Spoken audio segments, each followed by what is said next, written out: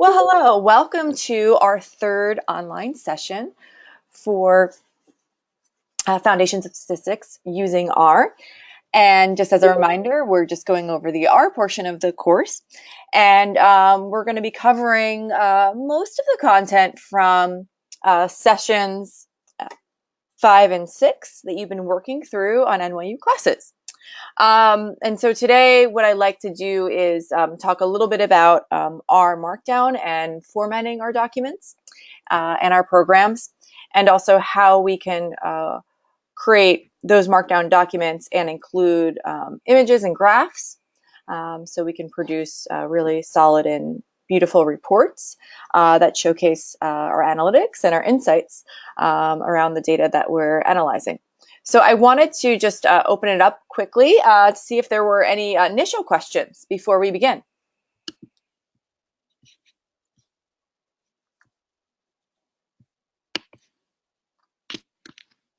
Feel free to go ahead and raise your hand as usual, or you can simply type your question in the text chat. Okay, so I'm getting a question on resubmissions. So we don't submit except resubmissions. The reason why, unless there's like some kind of dire reason to do so, is that if everybody resubmitted every exercise, you can imagine how the grading would work on that. It would be pretty impossible. So, 60 students times 6 assignments, that could be infinitely resubmitted. If there's a special case, just send me an email. Courtney, does that help? All right, I'm getting another question.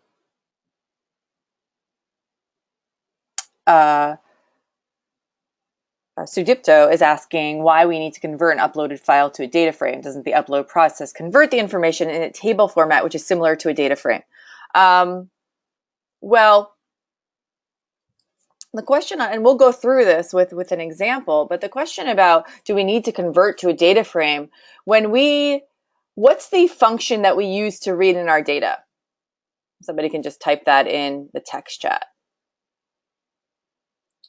Read underscore CSV is what we're using. Yeah, not dot. Okay, read underscore CSV.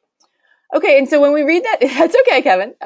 You could use both, either one. And I showed, I think, in the last online meetup how to do that.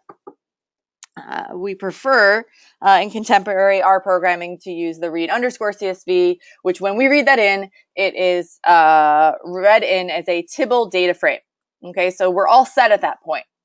There are cases where we need to kind of build our own data frames, or we need to create some subsets of our data, which inadvertently change the data structure from a Tibble data frame to just a plain old data frame. But there shouldn't,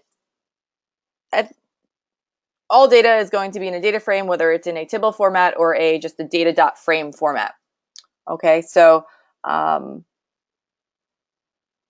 trying to, Sudipto, I don't know if I answered your question, but there's not going to have to be an extra conversion. Okay, good. Other questions? All right. So what I want to draw your attention to is the Materials tab in the GoToTraining control panel. And you'll see something called CEO Salaries, which is a small data set. I just ask that you download that, please, and you do not open it in Excel. You just download it, and these are going to be some verbal instructions. So I would like you to download the CEO Salaries data set, and I would like you to move that file to, say your desktop, into a folder called My Data. You might have already done this for some other exercises, kind of set up your working directory. But what I want you to do is on your local machine, create a directory, a folder called My Data, or you can call it anything you want, but let's just say My Data, and then move that CEO Salaries example to data into that folder.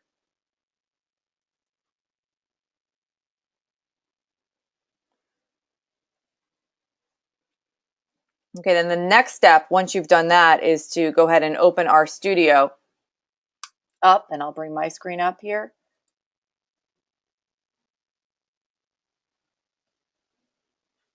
Sudipo, I think you just, if you, I mean, I can demo it here. I mean, if I just download it, you see that it just downloaded right to my browser as a .csv. So just like click it and it should start downloading.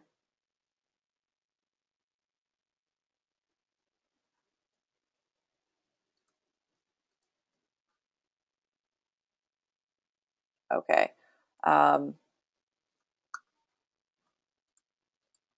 I also have the direct link here for anybody who needs it for that file. So then go ahead and move that to your desktop into a folder called My Data. Then we are going to go into RStudio,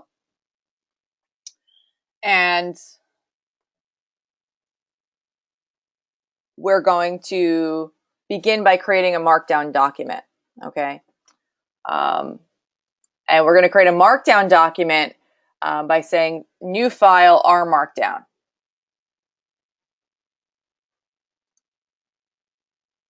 So hopefully you can see that at this point. So in the past, we've created .r scripts, which are just basically like text files that have a .r extension and where we can write our R code and execute it. Now we're moving into the world of notebooks and what we call R Markdown files. And here what we're going to do is we're going to create a special type of document that's a .rmd.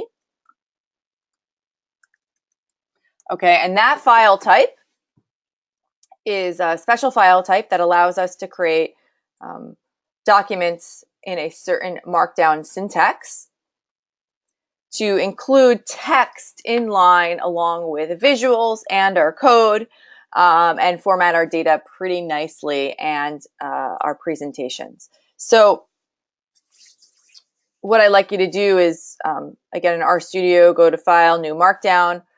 You can create a title for this document. You might call it, I'm going to just call it My Markdown, okay, just to have a, put yourself as your author. And you notice that you can have different output options. We're going to choose the HTML output option. But I want to just go over this, is that you can create Markdown documents that have formats of many different formats, okay? And this helps facilitate sharing of your documents. I publish a lot of my documents as HTML. You could choose PDF or Word, but for today, let's choose HTML. Now notice that there's a couple other options here. You could actually create a presentation instead, and I'll show you an example of that, or even an interactive document, or use something from a template. So there's a lot of options in terms of how we can format our work that we do in R. And if you've gone through lessons, you know, on the visualization one, or even the lesson on statistics, you'll notice that we're creating graphs together with as evidence of our analysis and a presentation of the data. And so we want to be able to include that into, you know, documents that we can publish and share. Okay, so that's the objective here. This is helpful because then we're not asking somebody else to run our R code. We have a nice document that has our R code and also the output of that. So title, My Markdown document, and then you're going to say okay, and it's going to open a new document here. Okay, and I'm going to ask you to go ahead and save that document in the same folder called My Data, where you put the CEO data set. File, I'm going to save mine where I need to save it.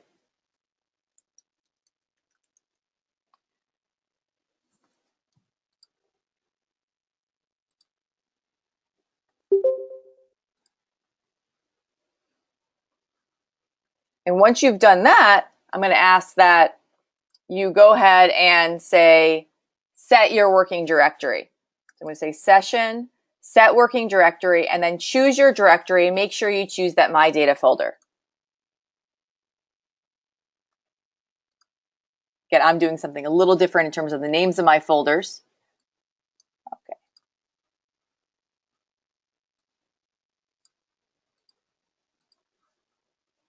Okay. And you'll notice in your console, once you set the directory, that you'll get a command that says set working directory command in the console.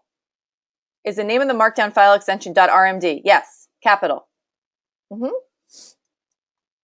Answering Natalia's question.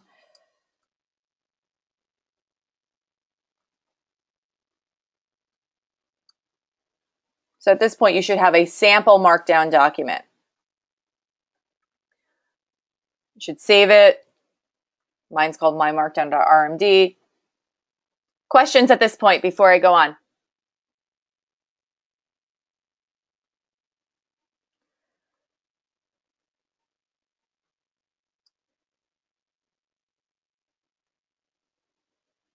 Okay.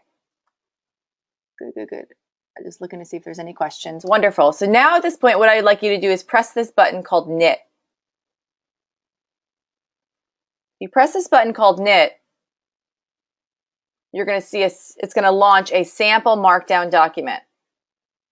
The one that you created, right? So mine was called My Markdown, and it has some information here that you didn't put in, but just a kind of a template that RStudio has provided you.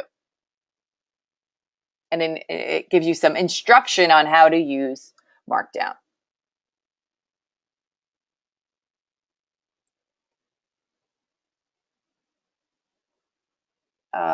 Visnath is asking, how particular are you with WD and desktop? Do you mean working directory? Visnath, I'm not sure if I understand. How particular? I don't know what you mean by particular.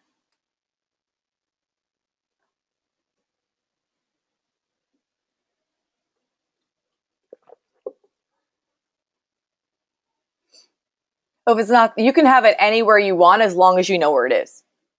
Okay. I have mine on Dropbox, but just select a location in which you're storing your files today, and then set that as your working directory. Okay.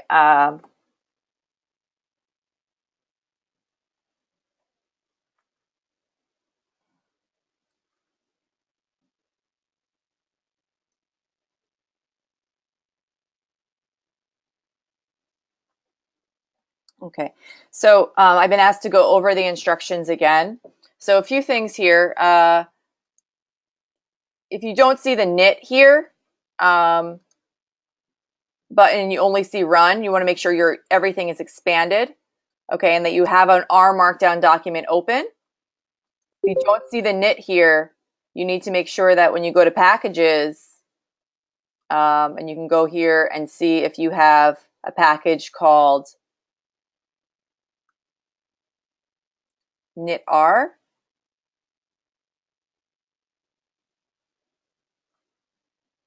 If you don't have a package called knitr, go to the install button, knitr, and then go ahead and install that. Okay? So that should answer Natalia's question. Okay, you see it, Natalia. Great. Okay, so now Sudipto has a question about how to kind of get started. So again, we've downloaded the CSV file. You want to put that CSV file in a directory, a folder somewhere on your desktop. Maybe call that folder My Data. Okay, so you want to know where that .csv file is. The CEO _ salary CSV file. Put that in a folder on your desktop. And this is stuff that I talked about in like lesson number 3. So just if you ever want to kind of repeat this this process, you can go ahead and go to session 3. So now we have the CSV file in our directory on our desktop somewhere in a folder called My Data. And then you want to go ahead and say File, New File, R Markdown. You want to name, and you'll get this Markdown dialog box. So Sudipto, I just want to make sure you're with me here.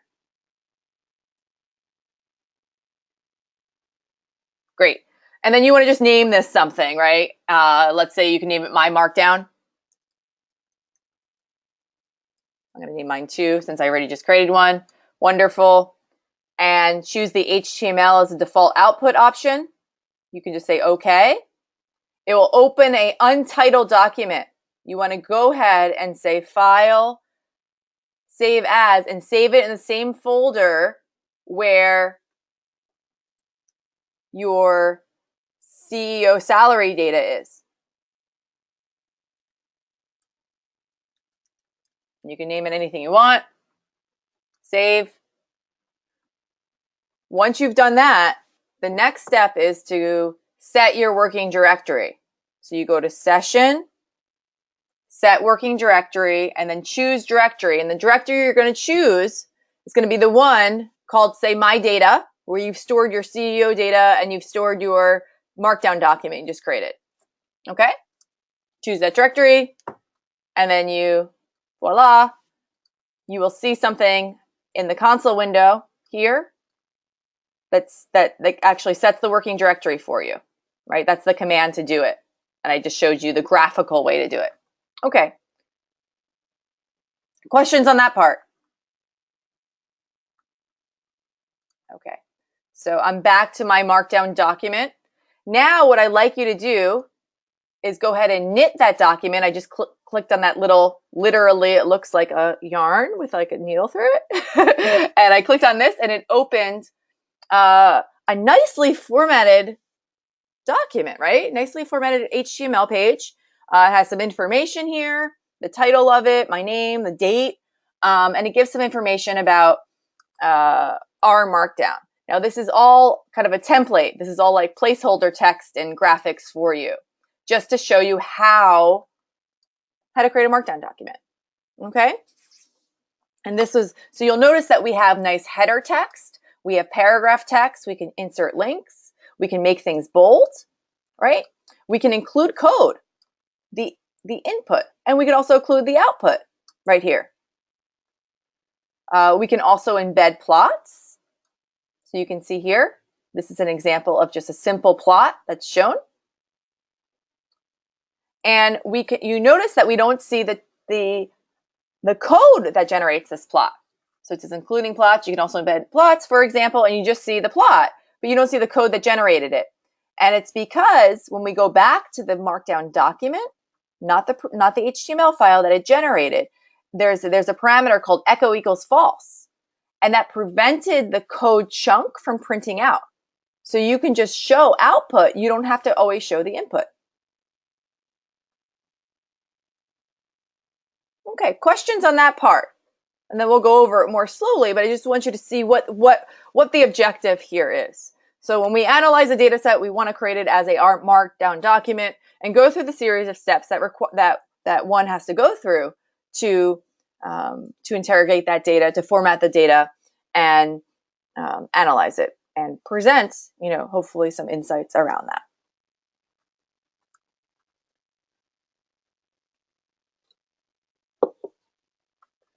I'm going to go ahead and close this. Okay. And now I'm back to RStudio.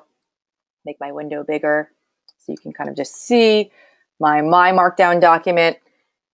And you'll see that the output here is an HTML document. We can have output as many different types. For instance, I have something here. Let me just go.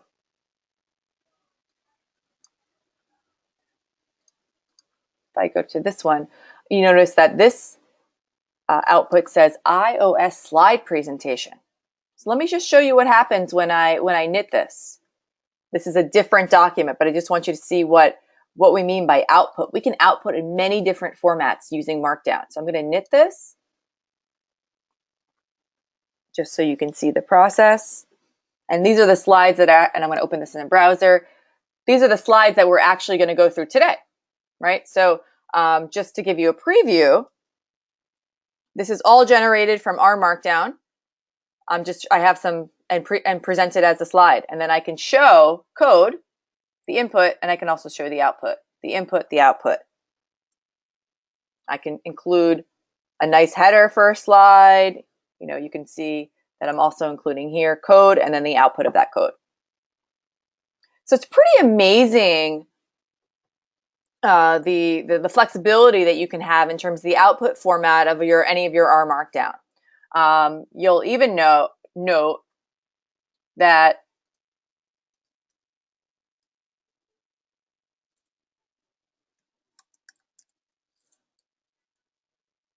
on this site, this is all created with Markdown. Okay, the ones that you use for all of your exercises. And using a special package that is layered on top of Markdown called Bookdown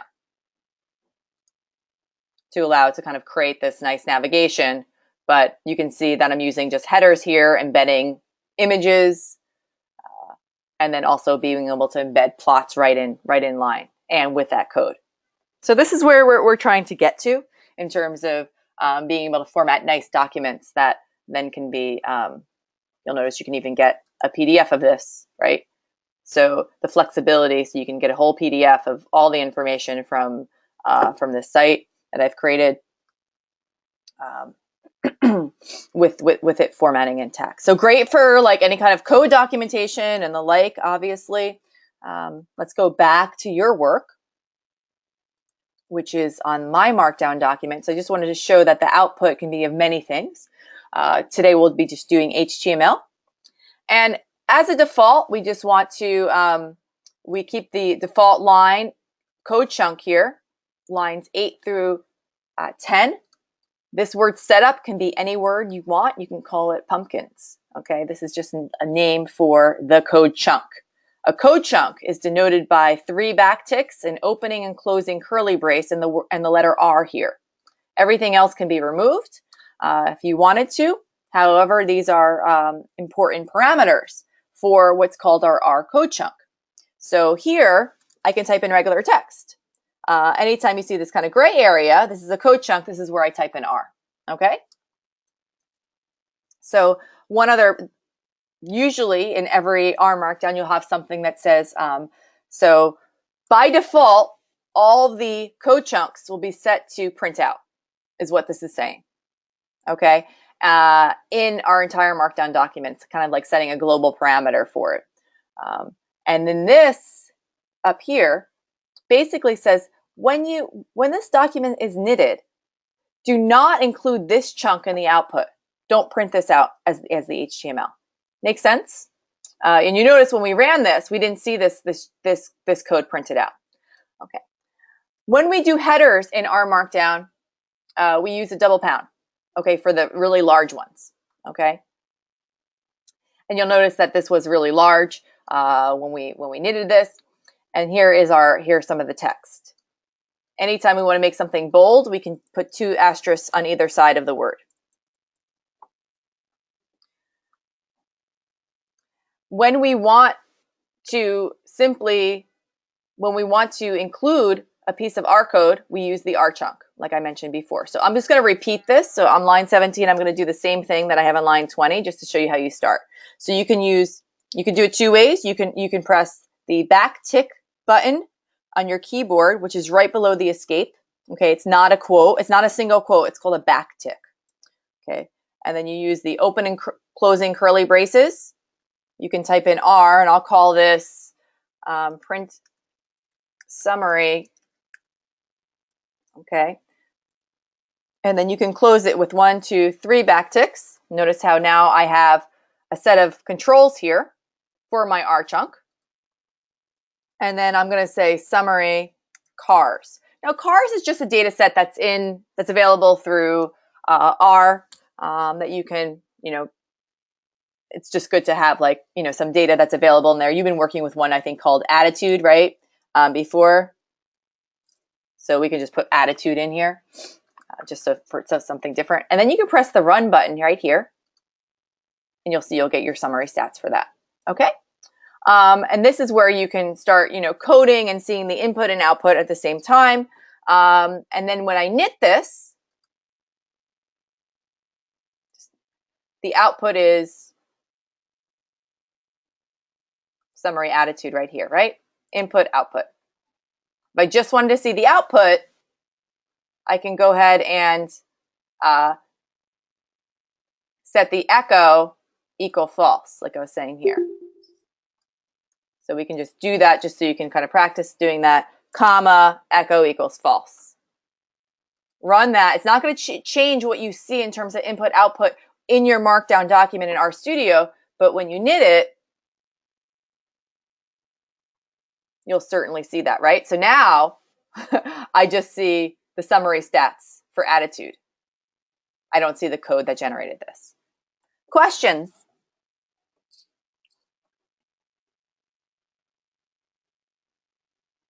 Oh, I see a hand raise. Nope, I see a hand lower. No one raised their hand. Okay, I'm looking in the text chat.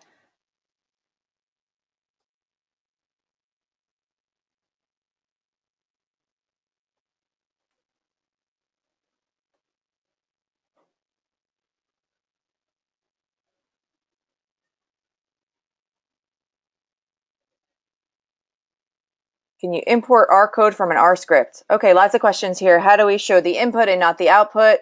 Okay, we'll get to all of that. But you're asking good questions, right? So I'm just going to go ahead and close this. So here we're getting the output. Here, if there was any output here, we wouldn't want to include that output. We'd say include equals false, right? We want the code to run, but we don't want any input. We don't want to show the input or the output. Here we want to, we do not want to print out the code, but we want the output to print out. Okay, and we'll keep. I'll show you some more complicated examples of this.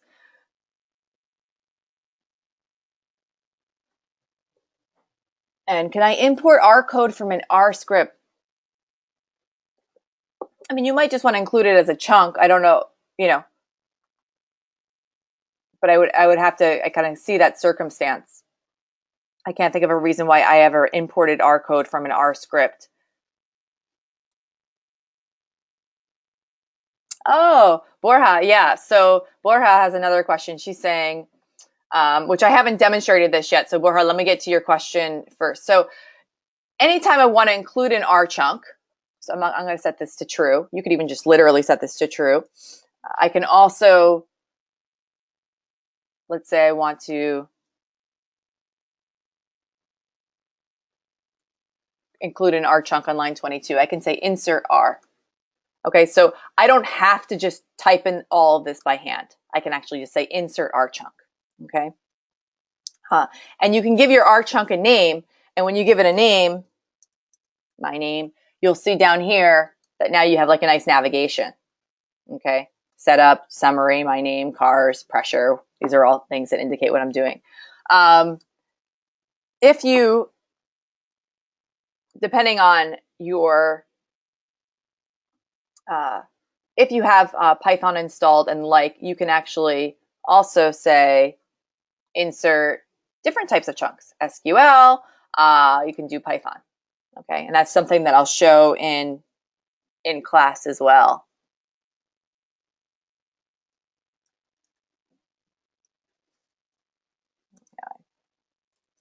You can use whatever. So what we'll do is we'll just focus on R right now, but you can certainly, the flexibility is there to include Python code in your R code. So if there's a particular package or set of methods that work well in Python that you want to use, you can invoke Python within your R Markdown code. So just, so Eric's asking, would you like us to begin submitting assignments through R Markdown? Yes, but begin means that just kind of like follow along with, I would say from lessons like 4, 5, and 6 should probably all be all R Markdowns. So here's an example of using plots, which is one of our topics for today. So this R Markdown chunk is just named pressure. You can name it anything you want. And then if I run it, you'll see we know what the output is. Okay, and so we're kind of saying here that there's some relationship between temperature and pressure. But I didn't really explicitly choose my X and Y axes here, right? I just passed in the pressure data set. And if I actually view that data set, by going to something like this in my command, view pressure, you can see that the first column is temperature, the second column is pressure. So by default, it just picked temperature as X and pressure as as y. But that may not be the way that makes most sense to show the data. Perhaps it's the inverse. And so I always like, because this is an example that comes with R Markdown, I feel like it's not a great example. I didn't create it, right? It came with your as a default template. So I like being explicit about what I plot. So the name of the data set is called pressure. And it's just, it's quickly just doing a scatter plot, but I didn't specify anything. So what I would do instead is I would specify the X variable, which in this case, I'm going to put pressure, and then the Y variable, temperature. And then it's just being explicit about what those column names are, X and Y. And maybe perhaps this is the relationship I want to explore. Okay, so I just like to be explicit about when we plot, we don't just accept what is given to us, but we rather explicitly plot what we want as our X variable and what we want as our Y variable. Okay, so that's a little bit about Markdown. So from now on, I'd like us to kind of work through our documents in Markdown, at least for lessons, 4, 5, and 6, the one on stats, the one on charts, and then the one on messy data. It's going to be very, very helpful to have this format. I'm going to go ahead and erase most of my Markdown text here, and I would suggest that you do that as well. And we're going to kind of start new. I have a problem for you to work through. And what I want you to do is create R chunks to, our first step would be to kind of like read in data. So if we're creating an R chunk to read in our data, we might use step 1, read. Okay, and then I might say read data as my R chunk name. And here,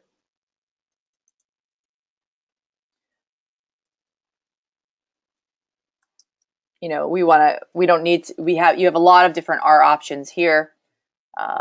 Echo.true is going to be the default, but just want to show you how the R chunks work.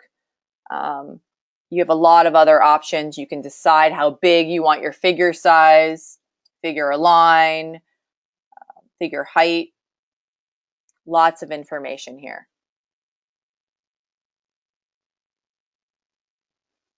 Warning equals false. Let's say that you know that it's going to generate a warning message and you don't want that to output. You can include that as false. You can choose evaluate equals false if you want. If you don't want the code to even print out at all, or be evaluated or run. So echo, include, and evaluate are ones that we'll probably use a lot.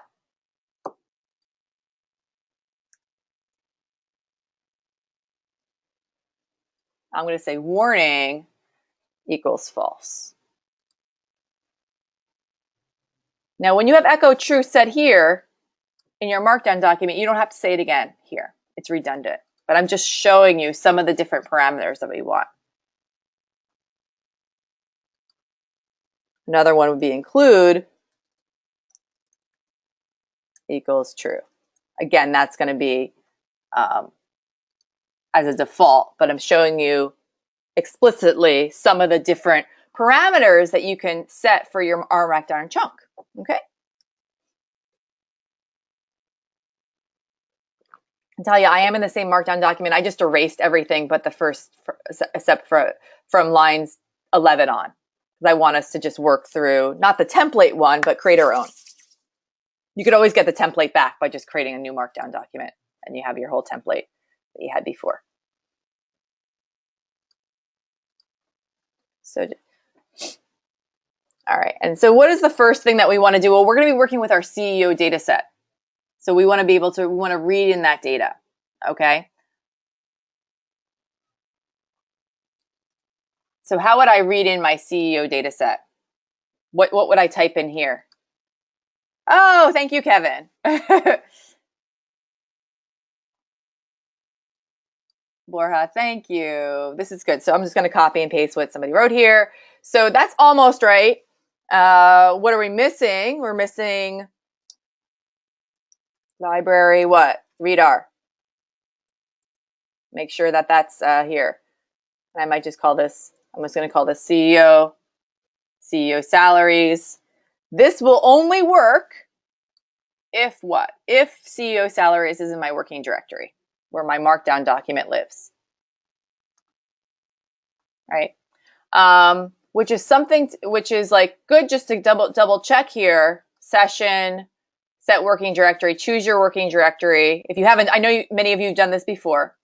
I'm just going to go ahead and I see it's already set because it just defaulted here. So I see CEO salaries and I'll just say open. Good. And you'll get this output here that says the set working directory. It will show you where you set your working directory to. I know I showed this already.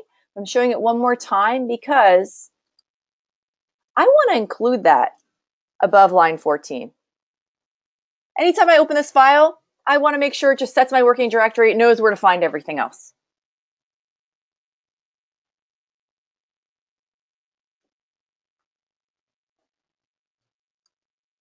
Okay, Courtney, glad. This just helps, with your sanity, so you know where things are. I know you're working through a lot of documents for this course. And then you can go ahead and run this. Okay, and you'll see that it worked out. I'm going to go ahead and just save this and knit it. Just so we can just kind of see what our output looks like with our markdown. Okay? So literally, we've done our nice formatting, right? We've used that double hashtag to do our formatting for that. And this is the code, and here's the output. And you decide now what you'd like to kind of show, right? If you want to show all this information, maybe you just want to not show any of this and just show a preview of the data. You might be able to do that. You might want to show that as well. Okay, so I'm going to go back to, I'm just going to close this.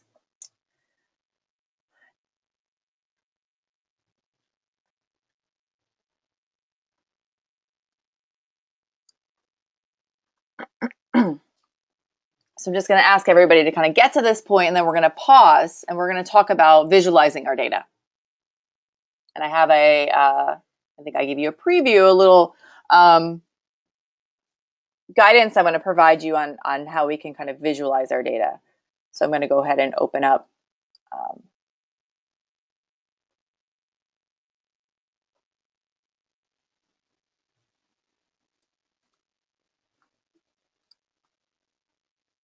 my R slide presentation. And we'll work through some of this. Okay. So we're going to be visualizing the data from our CEO data set.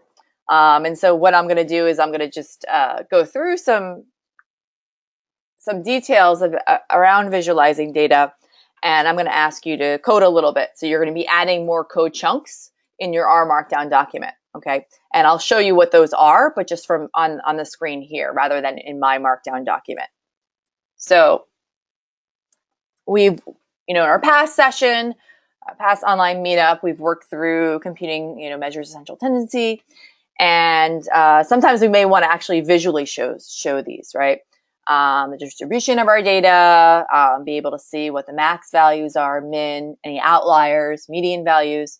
And there are a lot of functions that we can use for graphing, and some are pretty simple, like I've listed here, say histograms, box plots, violin plots, density plots, and scatter plots. These are some basic ones that we can start using to better understand our data, the shape of it, and the distribution.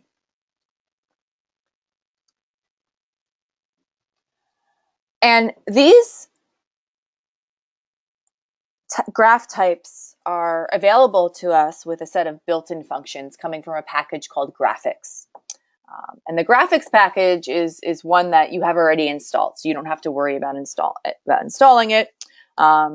We will move on from the Graphics package to using a more sophisticated package very soon called ggplot2. But we want to start with the basics first, because sometimes you just want to build a plot real quick, and you don't want to remember, you just want to remember a quick function called plot rather than something that might be longer. If you just want to visualize something very quickly for yourself, if you're kind of interrogating your data or exploring your data. So I think it's always good to start with the simple and then build up the complexity from there. So I've asked you to, go ahead and read in your CEO salary data, which you've done, right, as the first code chunk that you created. And I just did something here that I always like to note. You may start seeing this in the documentation and the reading for this course, is that instead of saying library, I'm typing this in the text chat, readr, in front of any function that uses a particular library, you can type in the library name, such as readr, double colon, and then the function. It's kind of a shortcut.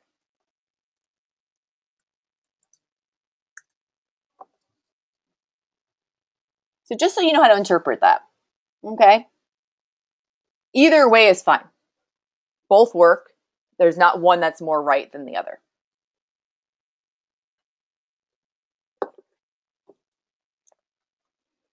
Okay, but this would make no sense unless you learned about the library readr function. Okay, so this is just another way to kind of say, hey, we're using the read_CSV function that comes from readr. And we know that this isn't kind of pre-installed in our version of R, so we need to literally reference it. Okay.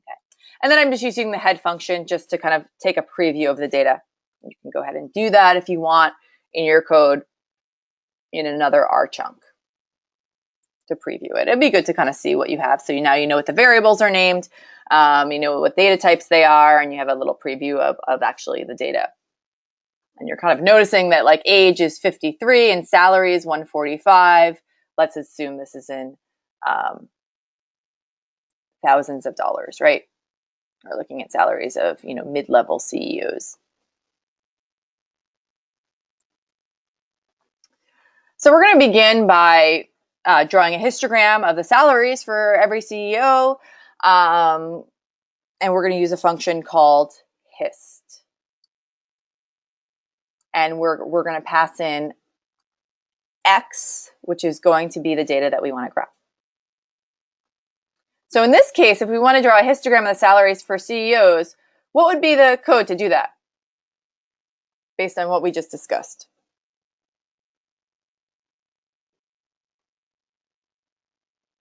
Anybody can respond in the text chat.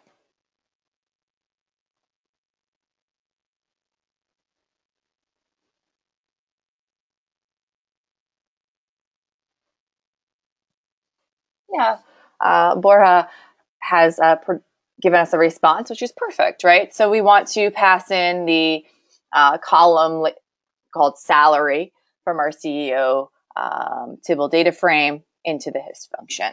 Okay, so let's go ahead and look. Now, I'm just passing in salary, and that's because ahead of time, which you don't see, I said attach CEO. So I can just reference the variable directly.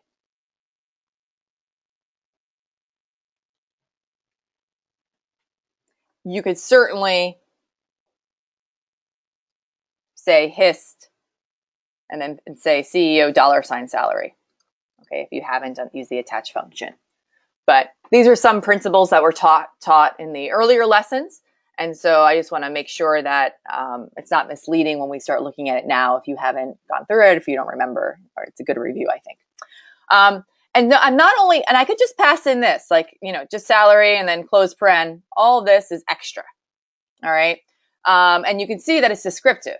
So now I can, there are parameters of the histogram function, right, that I can actually put in a title.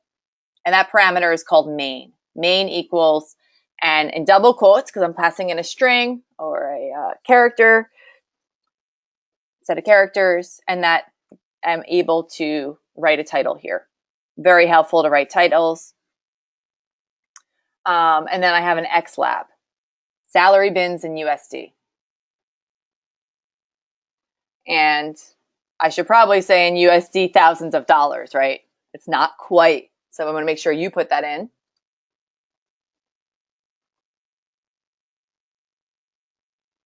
And then we'll talk about how to kind of interpret this. And so you'll see that I'm able to label my X. And so histogram is a univariate display. I'm only passing in one variable, and it's counting, it's showing me the frequencies, right? The frequencies of salaries that are between, let's say 0 and $199,000. So we say that there's maybe like 6 or 7, if we're trying to draw a line here, look over there. And then how many salaries are between 200 and 399,000? Well, it looks well over 30 from our data set. Okay, so that's how we read our histogram. Questions on this part? Good. Okay, and so this is just an explanation of the x-axis. So one thing to kind of consider, and this goes without saying, because you're in this program, and we're working with data and understanding basic things like this, go without saying. But when you're talking to a broad audience, not everybody really knows how to interpret histograms. They kind of think that they're bar charts, that they're showing, not frequencies, but counts. And so that's just something to, or some other value just to note. Okay, so histogram is much different than a bar chart, right? We don't have these ranges of bins, okay, that are, equal number of bins that show the frequencies of particular values in our entire, data set. Yes, so there's a parameter where you can set the bin size, right? So, and how do we do that? So Courtney's asking, since it defaults to number of bins, is there any time they should actually select the number of bins? Yeah, there is. When you see something that just looks, maybe it's grouping your data into too many bins or not enough. So maybe I want to, for instance, maybe between 200 and 399,000, maybe I want to do it by every, 100,000, not by every, 200,000. So you can select the bin size as well, using the breaks equals. Very nice. So you can go ahead and do that. Now, R may not always agree. Yes. So R may not always agree. It may not allow you to group things into, so if you put 5, it gives you 6. And it's maybe because of the range of values, right? So it would be harder to break this up into, logically, into 5 bins versus 6, given the data. So it does its best to do equal bins. You can't override it. So you can make a suggestion for bin size, but then it will calculate the bin size for you if the bin size you provide is not appropriate to the data.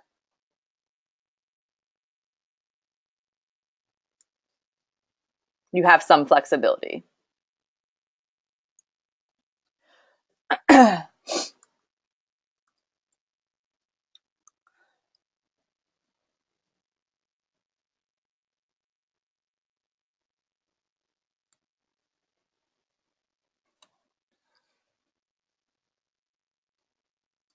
So here's just another view of the same data with a better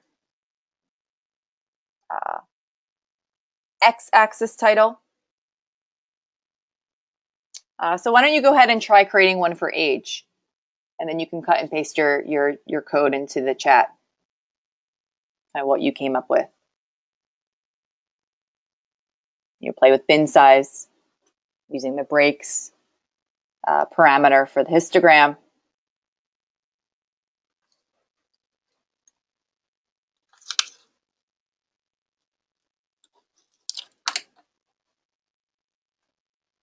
I'll give you a minute or so to do that.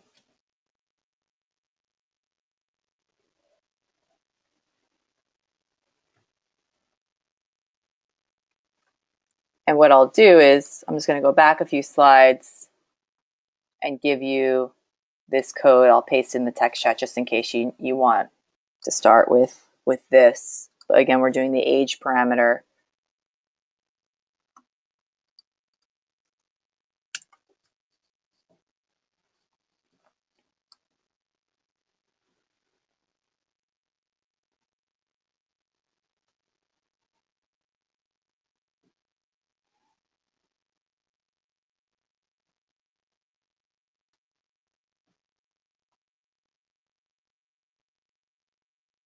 Nice, Kevin.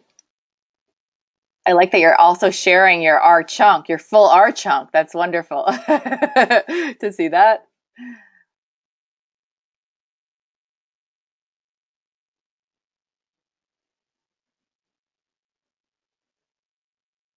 Okay, I don't know if anybody wants to use the parameter for breaks. Something like that. Go ahead and try that out. Samar did. Great.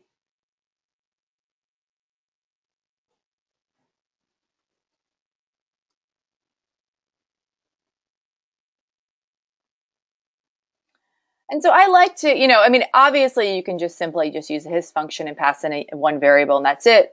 It's great to be able to kind of customize your chart. And by creating kind of these templates for yourself, where you have the main, where you have the X lab and maybe the Y lab, the labels for the X and Y axes, the main for a title, those things are helpful. And then any particular parameters that are unique to the histogram, like breaks, right? The number of bins, specifying the bin size. Okay. Thank you, Visnath. I'm just going to share your work with the rest of the class because you just sent it to all organizers, and I'll tell everybody else can see that. That's very nice. I like how you included the R chunk specifications. Wonderful. Okay, so I think everybody's added that. Next, we're going to look at something called box plots, or also known as box and whisker plots, that show us, interesting metrics like our median, the range of our data, and we can look at the spread and even the skewness of the data with a box plot. So obviously, there's a simple function for box plot, right here, where X is the column of data that you want to graph, and then you have main. And I'm introducing to you one new parameter called frame plot equals false, and this just removes the ugly box around any chart that we create. So go ahead and you could plot that, for instance. So passing in our single variable, giving it a title, and then and normally there would be a black box around this entire chart, and that's unnecessary.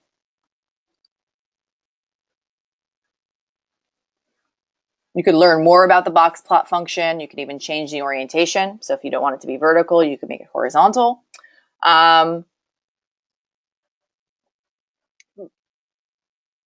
then you can kind of see okay, is there, I'm curious here who that outlier is, who that CEO is. This also gives me a nice sense of the median,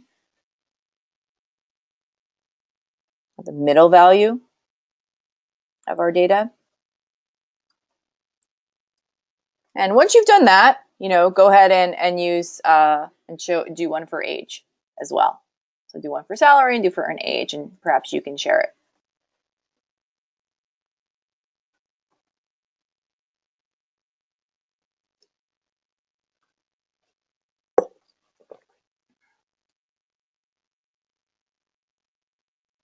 So Borja has added horizontal equals true in hers, to not have one that's vertical, but to have one that's horizontal. Very nice.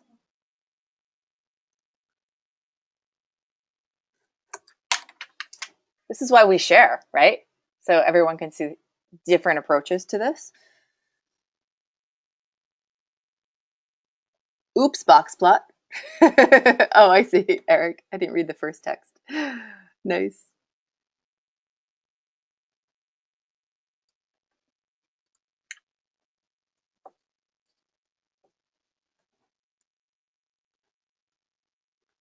Okay.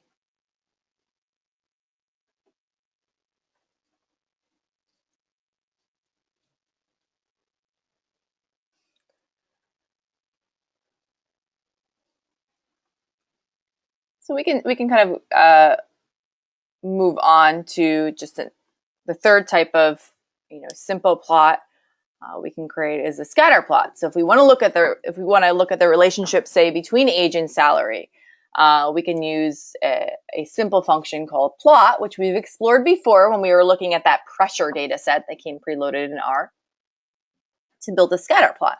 And so here we want to think about what do we want to put on X and what do we want to put on Y. So any ideas?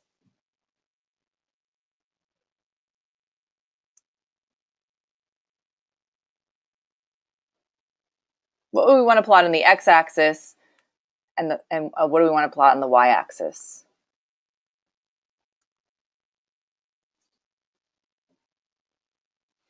Someone's saying salaries on X. We want to see how salary increases with age.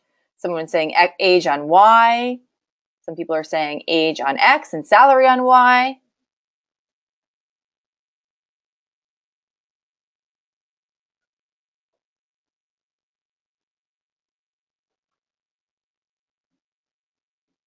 Eric is agreeing with the other Eric. Age on Y, some people are saying.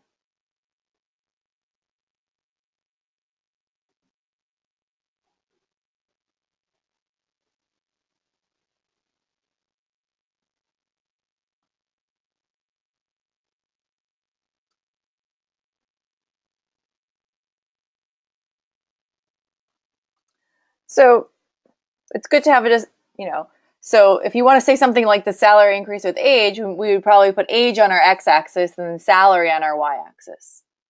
Okay? To be able to ask that question.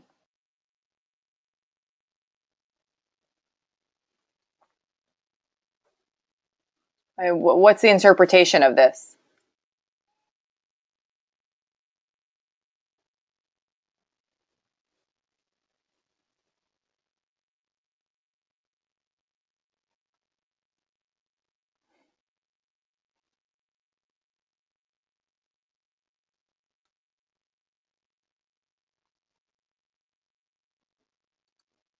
And you could see if there's any correlation by using the COR function, right? You could simply do that if you wanted to.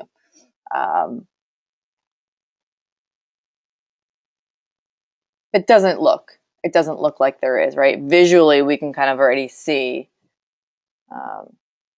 there's like, this person up here is obviously way younger than this person over here and is making more. Maybe that's an outlier, but then you can start looking over here, 40-year-old making, more than close to a 7-year-old, right? So maybe not a strong correlation here. But if we want to, graph this, we have the usage I put out here. So we're using, it's not a univariate display, so we have two variables, right? It's a multivariate display, X and Y. We know what those are already. You can use main for your title, your X lab for your X label, X-axis label, and Y lab for your Y-axis label. And you could also set that frame plot to false too. So you can go ahead and try that one.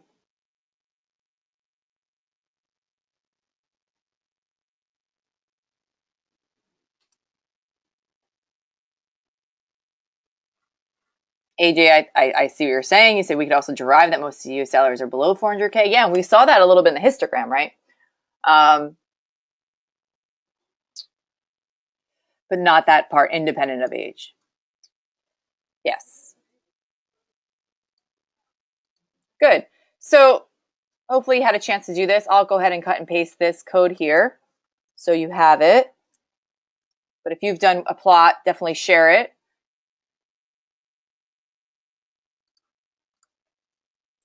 And we can just kind of keep going. And so this is the same one.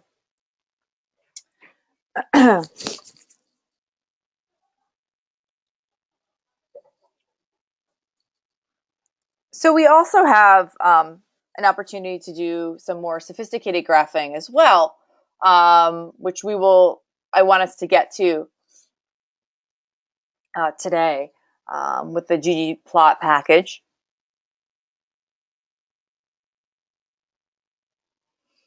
So I'm going to take a few moments to go over this, and then since we're kind of in the vein of working with the CEO data, and then after that, we'll go ahead and jump into exercise 5.2. Okay, and I'll let you do that on your own, and then we'll review it together. But let's go through and see some of the features that are available with ggplot2, which is a package, and you'll need to make sure you have this one installed. And the call to plot any kind of plot that's available in this package is called ggplot. And it allows us for a lot more kind of functionality and customizability. And let's look at how we construct something from ggplot2.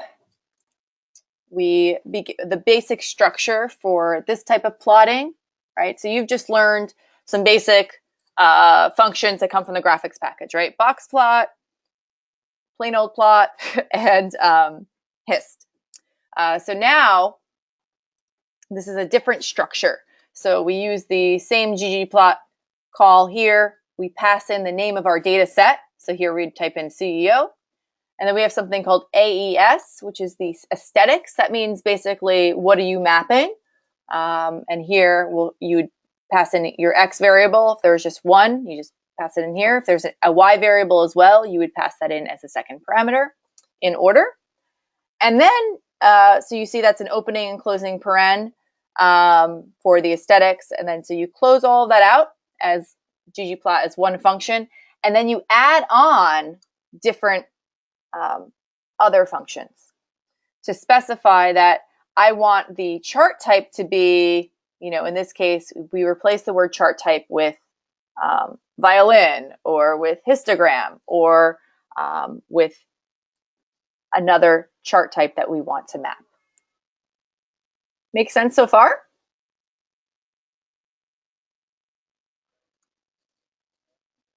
So if we were going to do a density plot, just for an example, using the CEO data set of the salary column, this would be how we would put it together.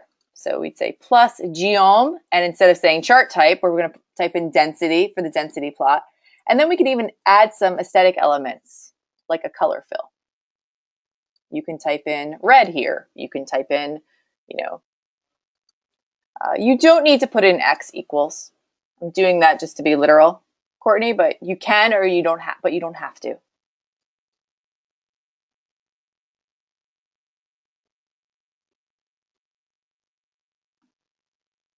You notice that it's just taking the X label, that is the name of the variable, and labeling my data here. But there's another set of parameters you can add to customize that as well. So let's get to the basics first. It's called, you would say plus labels, and then you'd add in your labels as the parameters.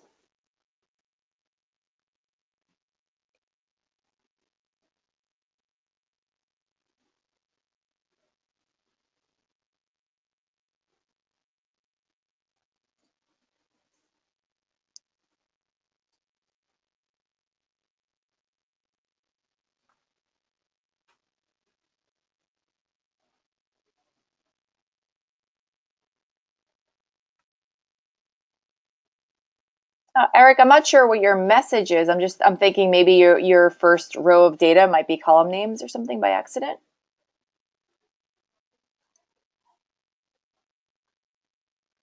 Okay, we'll look into that.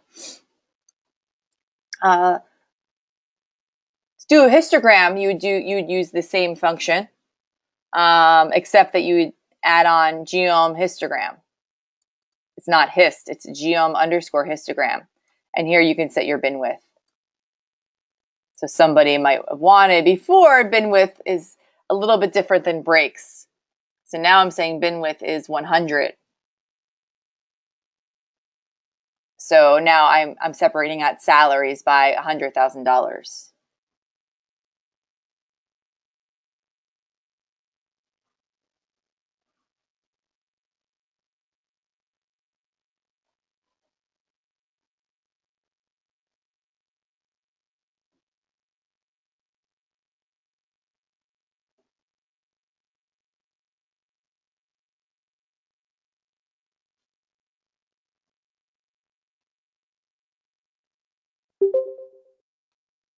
I'm looking at the error messages. I probably need more information to help interpret.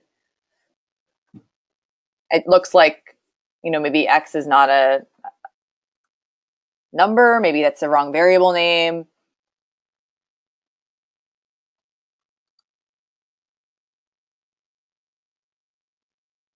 Is your data set name CEO?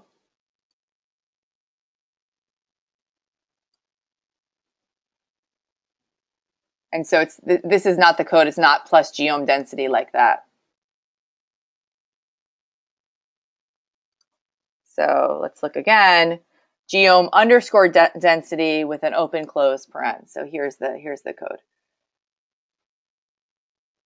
So it looks like we have we have not closed the paren here on the first part of the ggplot call, right? So it looks like you're missing this paren here, and here we need to have the plus sign, and then you have this.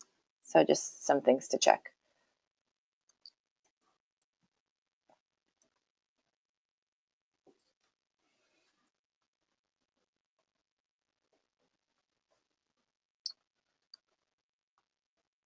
And I'll cut and paste this code into the text chat just so you have it as well, to build out a histogram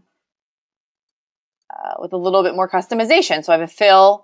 This number here in the fill is just a hexadecimal code. Again, you could choose a color if you want, like red or blue, green, something like that. I'm giving a specific color that I like, called modern cyan. And here I'm using a parameter, instead of breaks, bin width. Okay, I want to do it by 100. Right?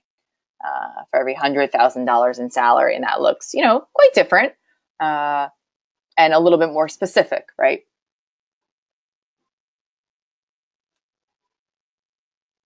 So I know we had that question earlier, and that's why I kind of waited a little bit on it, because this is you get a little bit more control with ggplot, with histograms.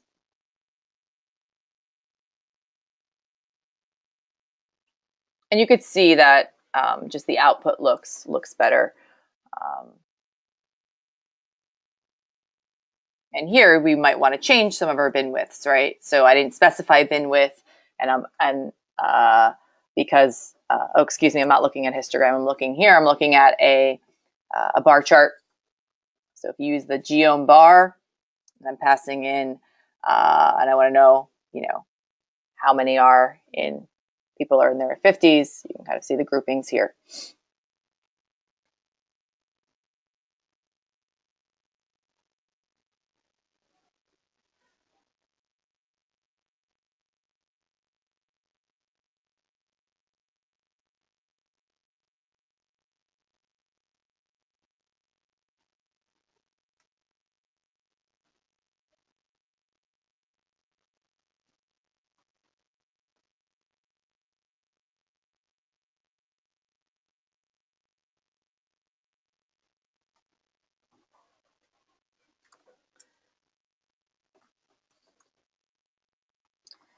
And if we want to create a point plot,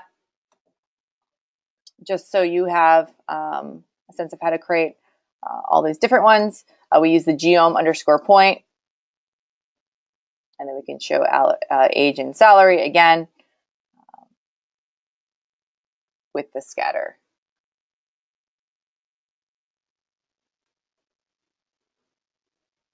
So I encourage you to just try some of these out and understand that you have a lot more control over the customization of charts in ggplot, like not just kind of in color, but we will learn in class some more customizations that are available, some more additions that we can add in terms of customizing our axes, adding things like commas, formatting our numbers, creating, and we haven't even talked about titles here, but just so you might have heard already of ggplot2 as a graphing package, and it's really going to be the primary one that we'll use. But generally in this course, and I know some of the charts that Peter's using as well, right? There's some really simple charts and ones that are very designed to show statistical information. As you want to create charts that are presentation worthy, and maybe not designed for statisticians or people, who have a master's in business analytics, but rather for a more broad audience, the ggplot set of geomes, right, set of different are quite diverse, and will allow you to create many different types of chart types for more presentation as well. So let's go ahead and return back to, I'm going to return back to RStudio. And I like us to work through exercise 5.2. And that's available in the Materials tab. You can see if you go here, you'll get exercise 5.2. And we're just going to be working with, two different data sets, the GDP data set and the life expectancy one. And I'm going to ask that you just create a scatter plot of the life expectancy, of GDP to life expectancy for just 2016. Okay, so what you're going to have to do is import the data. You're going to probably create a new data frame with these new columns, the GDP for 2016 and the life expectancy rate for 2016. Okay, and then you're going to plot those two variables. You want to be careful what you pick for your x-axis and your y-axis. Then you're going to create a histogram of just the GDP for 2016, and then do a box and whiskers plot for life expectancy. And you can choose if you would like to use ggplot, or if you'd like to just use the regular functions, such as boxplot for the one highlighted here, hist for number 2, and for number 1 to just use the basic plot function. Or you can go ahead and practice with ggplot.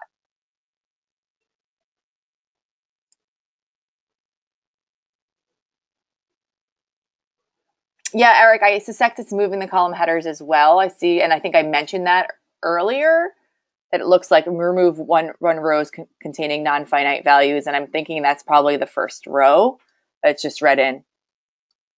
All right, so I'm going to set the timer for 10 minutes. So that will put us at 1:23 New York City time to complete exercise 5.2, and then we'll go ahead and share our work with one another. So let me go ahead and set that timer. Give you 10 minutes to do that. I'll check in after 5 and see maybe people will be done already. And I'll be online, of course, if there's questions.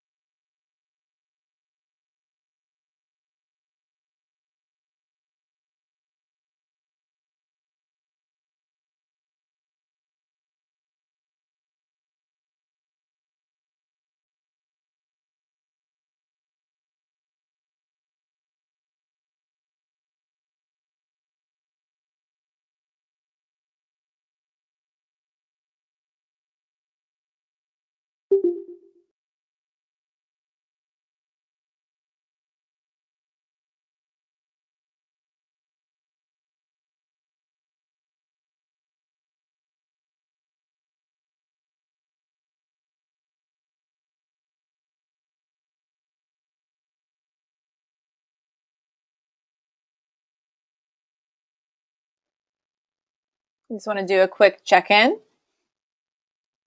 Do people need more time?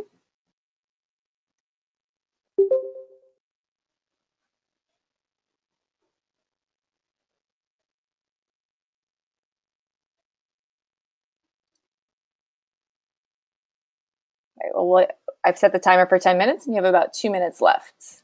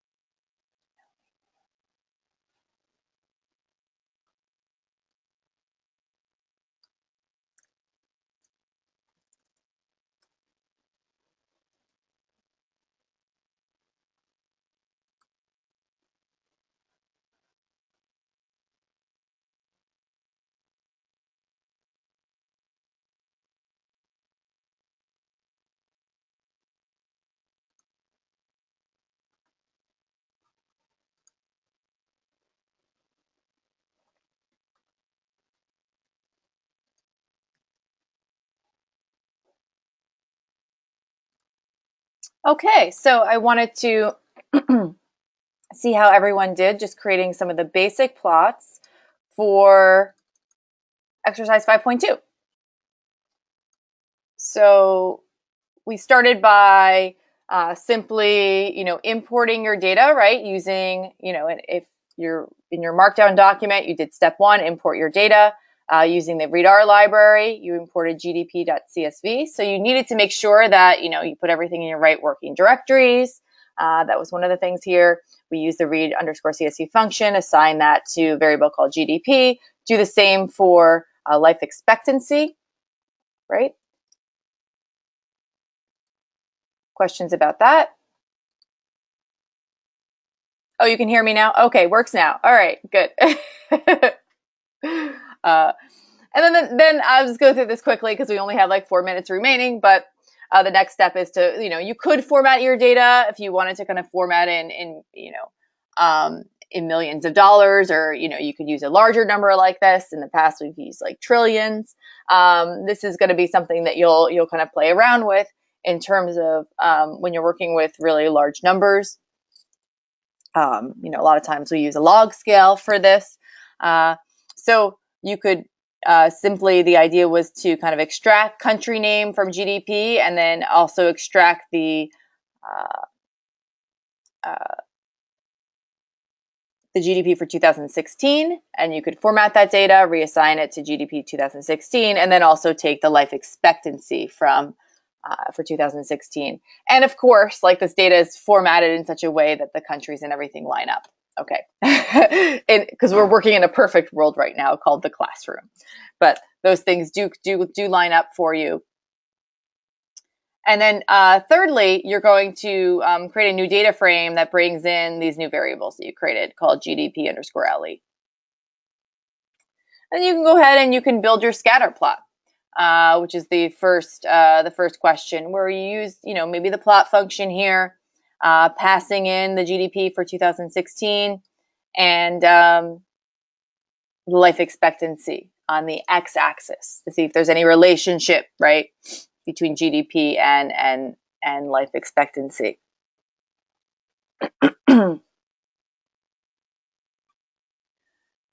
Good. And then, if you did it like this, you probably have a really ugly looking graph. Like mine right here, right? Where you have X labels that aren't labeled right. I mean, they're labeled okay, but you might want to, kind of change it so they have meaningful labels. We're not giving any title. We have this kind of frame around our data. So these things can all be customized, even with a simple plot function. If you're getting your axes in scientific notation, one thing you can do is you can remove scientific notation using this options. Okay, and it says SciPen equals 999. This will remove the scientific notation output, so something to just note. And then we could just use the simple plot function to plot GDP for 2016 on X, and then life expectancy on Y. Or you might want to look at, different relationship. And then you can see here, setting our frame plot to false. We can add a COL, a color parameter. We can even add limits for our y-axis, right? So you may want to limit that by some number. Okay, so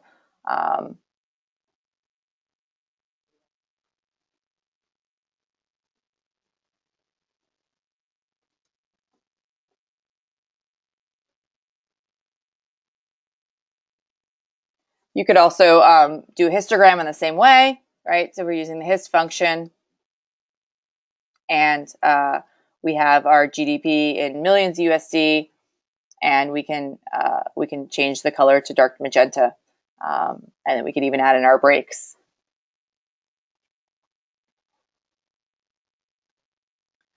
And I would probably guess that 10 minutes probably wasn't even enough to kind of get to doing some customizations, making sure that you're actually plotting the right information, or refining your graphics. And so it does take some time to get your graphics right, to make sure that you're being shown what it is that you want to actually show, and to format your data. So I would encourage you to go ahead and look at exercise 6.2 here. And now you have an opportunity to work with 3 different data sets, and rename the different columns so they're clear, converting things to percentages when needed, rounding, where you think might be necessary, and doing some more visualization of your variables to kind of understand what say the frequencies look like, or the distributions, before getting into really any analysis at this point. So at this point, I would suggest that you stick around if you have questions. I'll just stop the recording because we're at time.